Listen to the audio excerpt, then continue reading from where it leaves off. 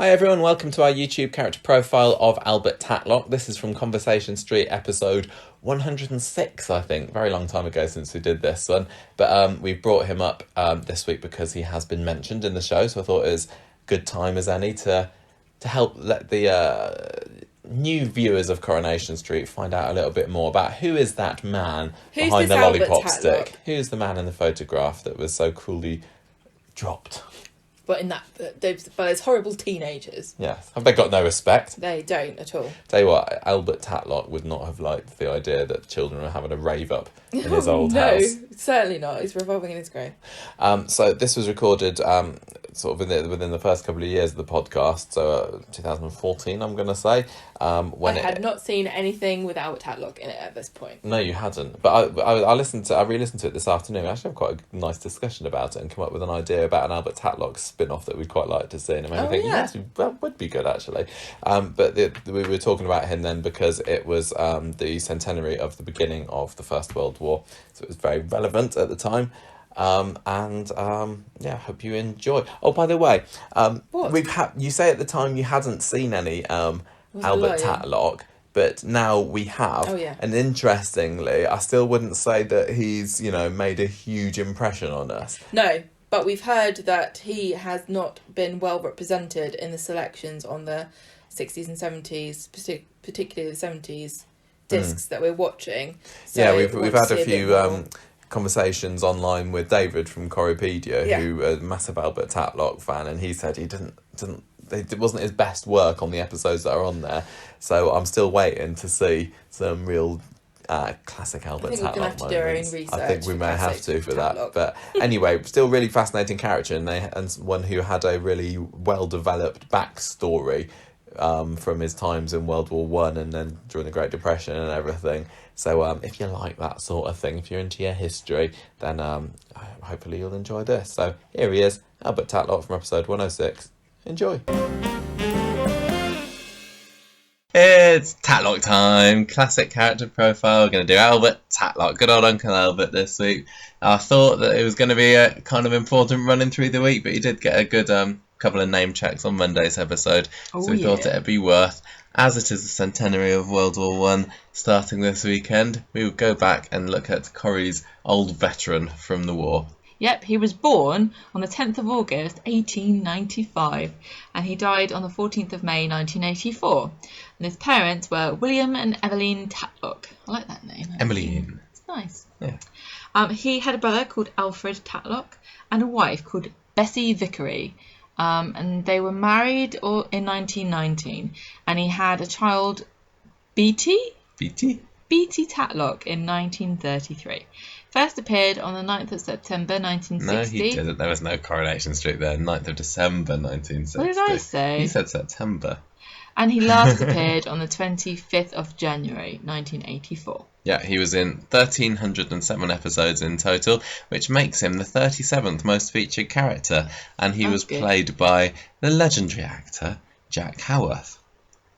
So Albert was obviously in Corrie right from the very beginning, and he was created by Tony Warren because bosses, he wasn't one of Tony's original ideas. Bosses wanted there to be kind of an old gentlemanly figure because there was more kind of younger people, there was parents and children and that, and of course, well, there was Annie Walker as well and the women for the old characters, but they wanted an old man to go play against them, a character of age, charm and distinction. And I think if people remember how Albert was, particularly towards the end, he certainly was not a charming, distinguished kind of bloke. He was just a grumpy old codger. Yeah, but he did start off that way. He started off nice. And then we get more and more grumpy. I can feel myself happening right now. Like this morning, I was so happy, and now I want to kill everybody. And I can only imagine that process just gets amplified throughout your life. Yeah, well, that's what happened to him.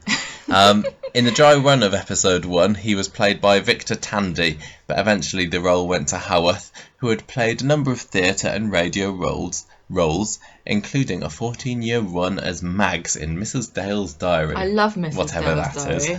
It's like Adrian Mole's diary, but it's about a woman. He became the second longest running character of the original cast. Which is quite good for someone who's kind of was like an older character, isn't it? Because you would have thought that the younger ones would have lasted the course more, but no. Nope.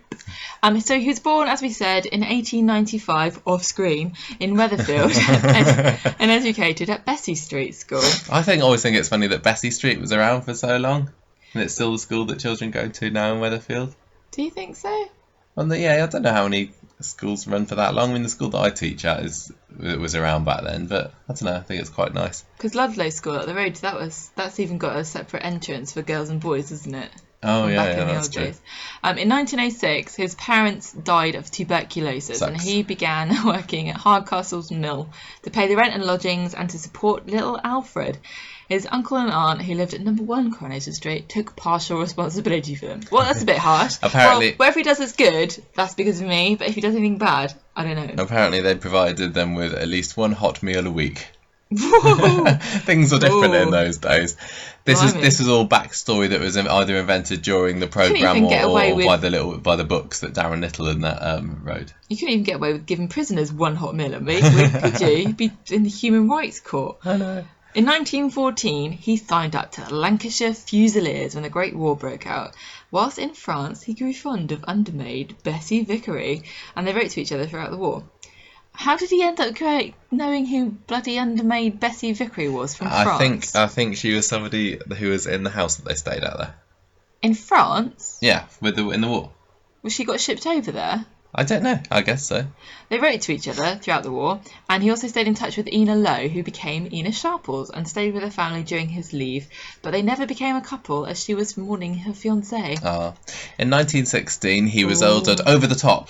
He went into the war like many soldiers did there, kind of full of the ideas of these glorious wars of the past and how it's going to be amazing to fight for their country and have a jolly good time on the battlefield. They all went together, didn't they, in big groups of neighbourhoods and family and friends, and it was very tragic.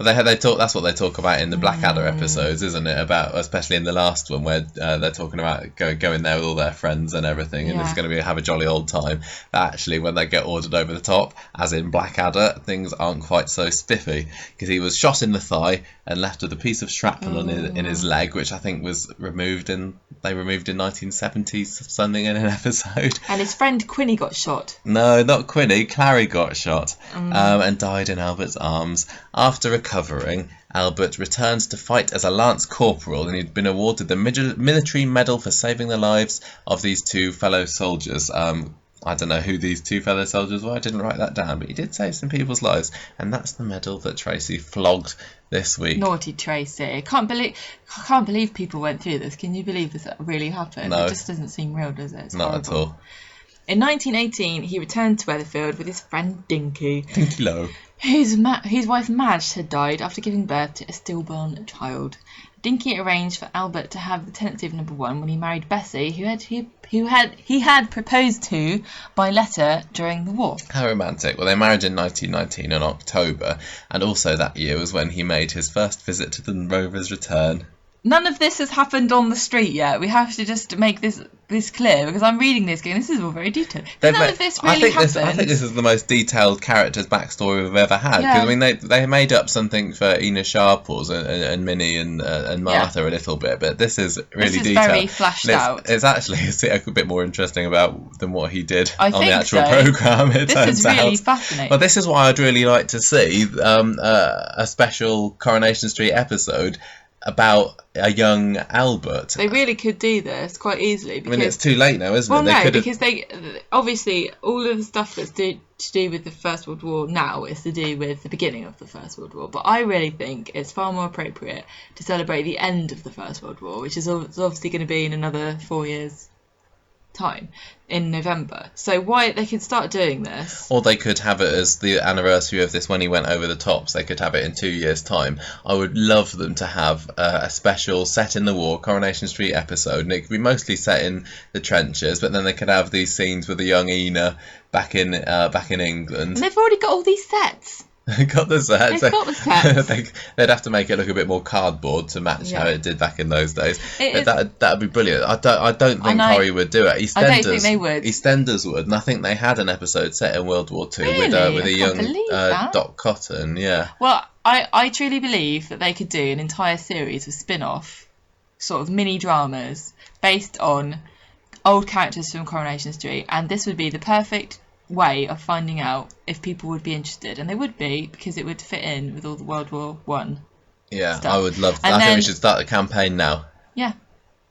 Anyway, so Back to the pre-show adventures of Albert Tatlock.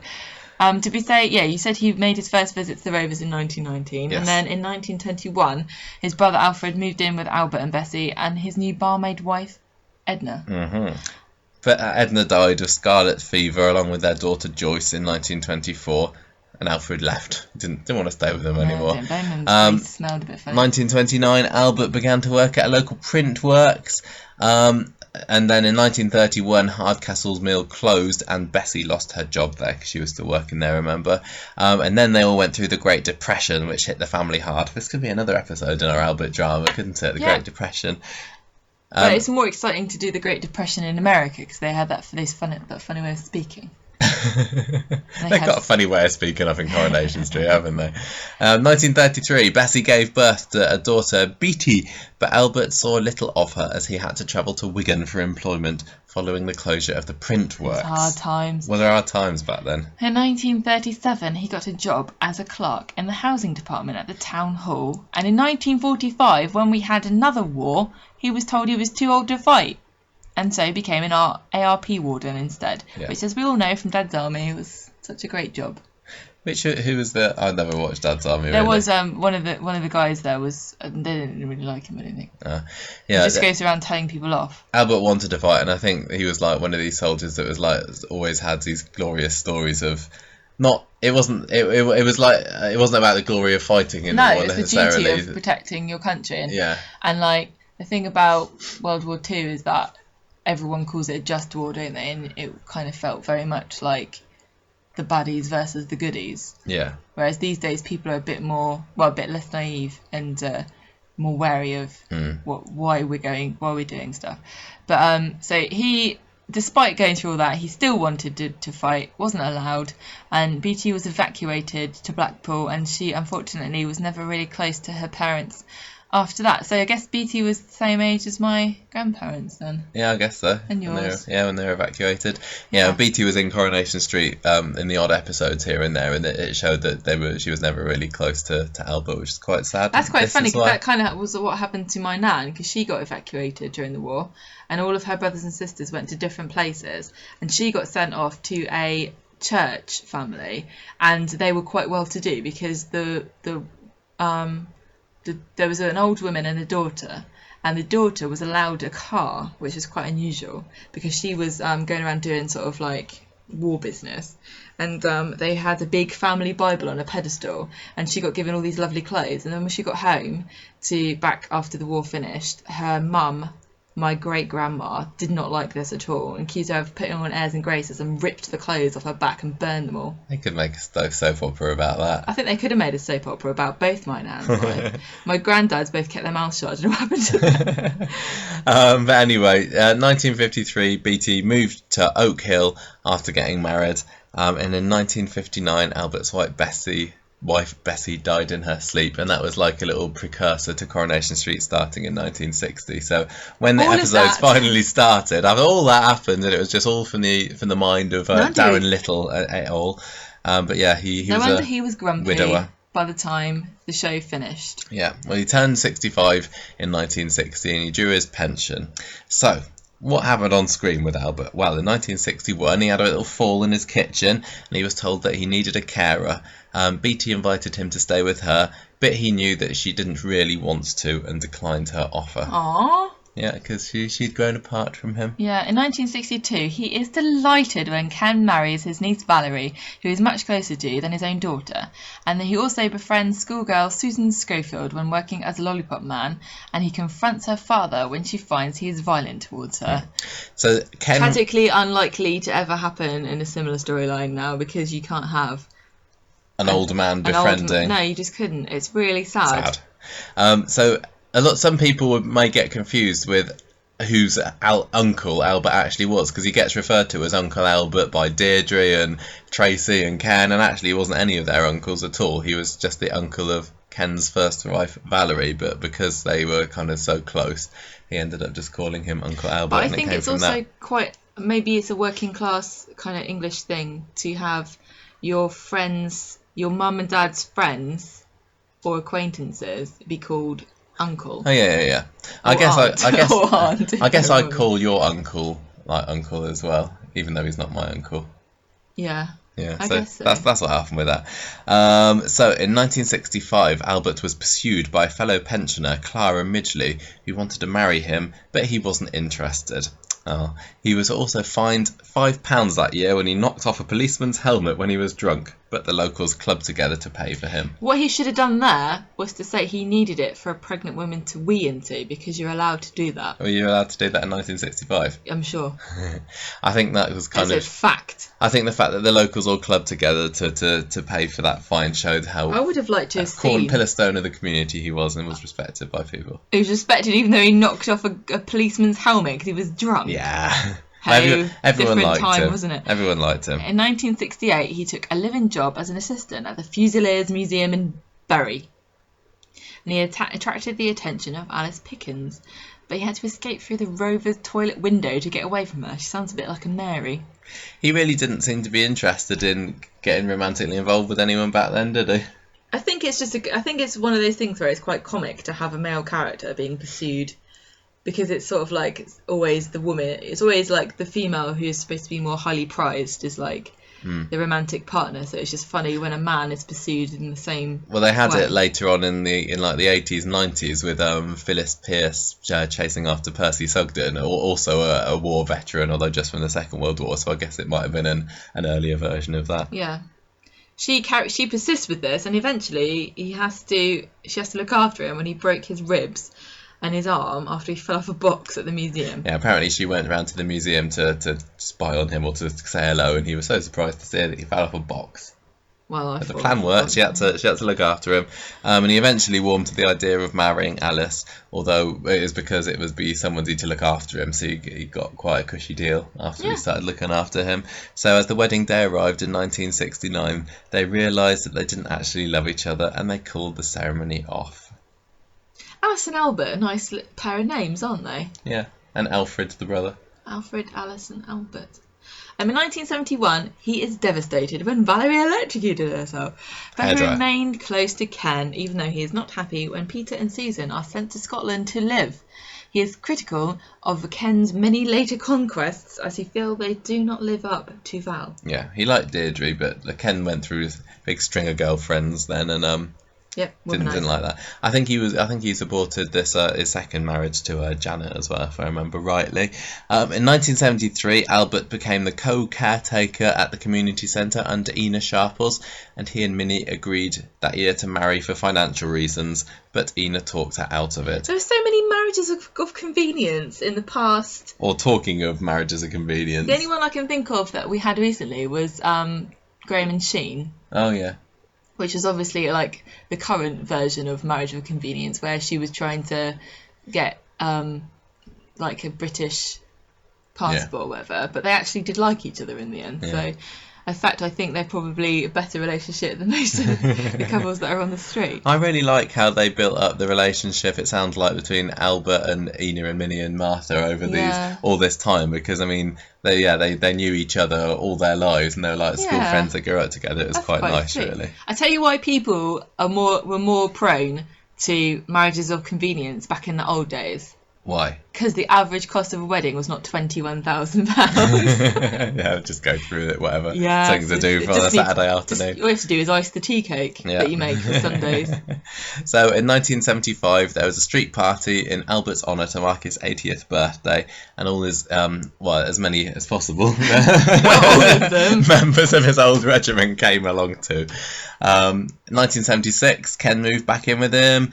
1980, this is quite funny, Albert sold his military medal to get money to go to London for Remembrance Day, but it's not continuity error, everyone. Ken did buy it back for him when he saw how upset it had made Albert. So if Ken comes back and this medal is still gone, he's going to be like, I am not buying this goddamn medal for the second time Someone else can do it. I wonder what Tracy would say if she knew that he sold it. I think that'd be quite good ammunition for her. He would have wanted me to get something good out of it. Exactly.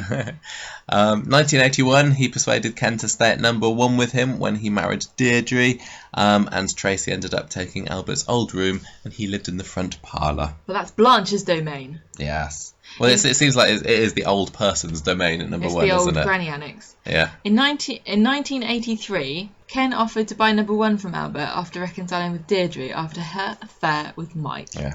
And in 1984, he died in his sleep. Not Ken. Albert. He died in his sleep while visiting BT. Well, that was the excuse they made for it on the programme. Because unfortunately the actor, Jack Howarth, died of kidney failure a few months before. And in his final few months he was kind of not really being able to keep up with the demands of the role, because the characters often had to repeat his lines, and he was getting difficult to understand, which is quite sad. Yeah. But he was very old. There's a few stories of other characters that kind of were kept on going to the very bitter end, didn't they? And it being more and more difficult for them. Yeah. I just wonder what it's going to be like for the likes of William Roach and that, because he's saying it's a job for life.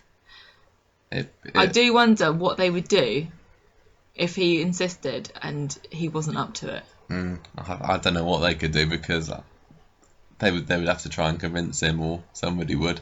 I don't even want to think about it. Okay, let's not. So anyway, that was Albert Tatlock. Yeah, so he was. Started off nice, and then he got grumpy. Got a bit grumpy. It happens everybody. to us all, but he was still respected by everybody.